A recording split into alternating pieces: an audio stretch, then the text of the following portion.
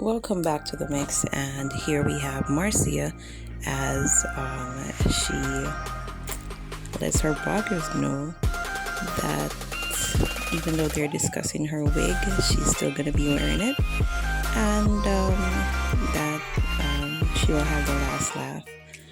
Now, Marcia is known for her wigs and her different styles and everything, and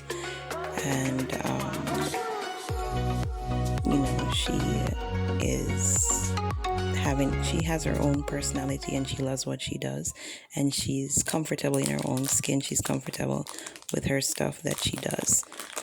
So go ahead and watch the video, and please remember to like, share, comment, and subscribe to the channel as you go along.